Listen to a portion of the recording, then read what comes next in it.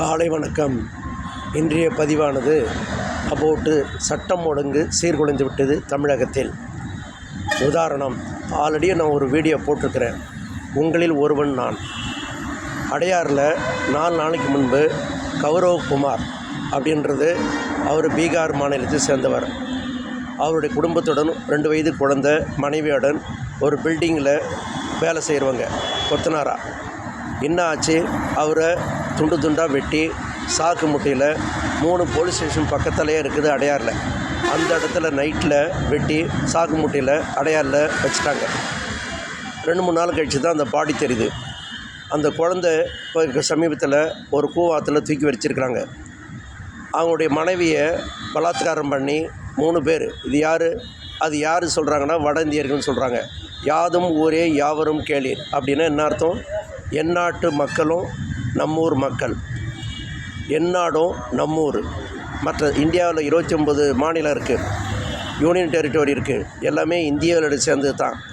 ஆனால் நாம் எதுனா சொல்ல முடியும், இது இந்திய நாடு இல்லை, தமிழ்நாடு தனி நாடு அப்படின்னு சொல்ல முடியாது. வந்தாரை வாழ வைக்கும் தமிழ்நாடு.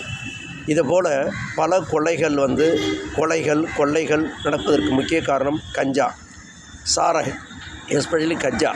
இந்த கஞ்சாவை கட்டுப்படுத்த முடியாத ஒரு அரசு. ஒரு எக்ஸாம்பிள் சொல்லலாம். ஒரு பள்ளிக்கு முதல்வர் இருக்கார், அவர் தான் பிரின்ஸிபல். அவர் இருக்கிற டீச்சரை, பலவிதமான டிபார்ட்மெண்ட் டீச்சரை ஒர்க்கு வாங்க தெரியலனா ரிசல்ட்டு வராது 10th 12th. அதேபோல் முதலமைச்சர் தமிழ்நாட்டுக்கு மு.க. ஸ்டாலின் அவர் என்ன பண்ணார், தலைமையை கட்டி யார் போலீஸுக்கு அவர் தான் பொறுப்புள்ளவர். யார்? டிஜிபி வரணும். அண்டர் டிஜிபியில் district collector, DSP, district superintendent of police, சென்னையெல்லாம் கமிஷனர் வருவாங்க. இவங்களெல்லாம் ரன் பண்ணக்கூடியது, இவங்களோடலாம் அட்வைஸ் பண்ணுறது முதலமைச்சருடைய பொறுப்பு.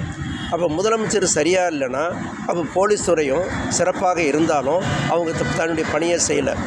நான் ரோந்து சொன்னேன். ரோந்தெல்லாம் ஜெயலலிதா அம்மா காலத்தில் ரோந்து நைட்டு ஃபுல்லாக இருக்கும். அப்படி ஒரு நைட்டில் ஒரு மிகப்பெரிய சென்னையில் சொல்லணும்னா அடையாறுலாம் ஹார்ட் ஆஃப் த சிட்டின்னு சொல்லுவாங்க. அங்கெல்லாம் கிரிம்ஸ் ரோடில் மினிஸ்டர் ஆஃபீஸ் இருக்குது, கவர்னர் பங்களா இருக்குது, எல்லாமே இருக்குது. அப்போது அந்த இடத்துல நடக்குதுன்னா அப்போ எந்த அளவுக்கு தரங்கட்டு போயிருக்கு அரசுன்னு பார்த்துக்குங்க. மக்களே புரிஞ்சு கொள்ளணும். சென்னை மட்டும் கிடையாது, எல்லா சிட்டி ஏரியாவிலையும் கொள்ளைகள் கூடி உள்ளன. இதற்கு காரணம் யார்? தமிழக அரசு தான். அவர் சொல்லுவார், அவருக்கு போட்ட சுட்டு எடுத்து படம் போட்டு வீடியோவில் போடணும், டிவியில் போடணும், டிவிலாம் ஒர்க் பண்ணுறாங்க. ஆனால் இது போல் விஷயத்தை வெளியே கொண்டு வரல. இதெல்லாம் வன்மையாக கண்டிக்கத்தக்கது. இது தேர்தலில் வெளிப்படும். நன்றி மக்களே. பிடிச்சிருந்த லைக் பண்ணுங்கள். எனக்கு வாழ்த்து தெரியும். நன்றி, வணக்கம்.